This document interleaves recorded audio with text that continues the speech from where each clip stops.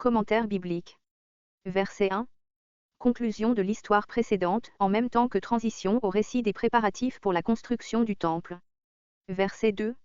Versets 2 à 19. Préparatifs faits par David pour la construction du temple. Comparer une chronique 29.19. Les étrangers, les descendants des Cananéens, habitants primitifs du pays, comparer 2 Chroniques 2.16 et suivants. Verset 5. Voir un roi 3.7, note. Verset 8. La parole de l'Éternel m'a été adressée. Où? Quand? Le texte ne le dit pas. Voir au chapitre 17 et 2 Samuel chapitre 7. Dans le discours de Nathan, les victoires de David sont envisagées comme une preuve de la faveur de l'Éternel plutôt que comme un obstacle à la construction d'un temple par lui, voir 2 Samuel 7.13, note. Verset 9. Salomon, le pacifique, le paisible, comparé 2 Samuel 12.24, note. Verset 14. Par mes peines, au prix de grands efforts, malgré les temps troublés dans lesquels j'ai vécu. Ce sens nous paraît meilleur que celui des 70, selon ma pauvreté.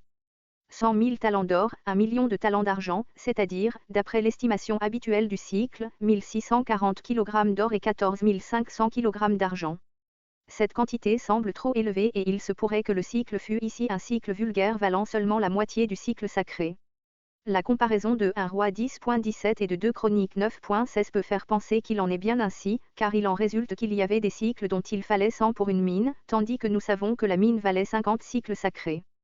Comparer 2 Samuel 14.26, note. Tu en ajouteras.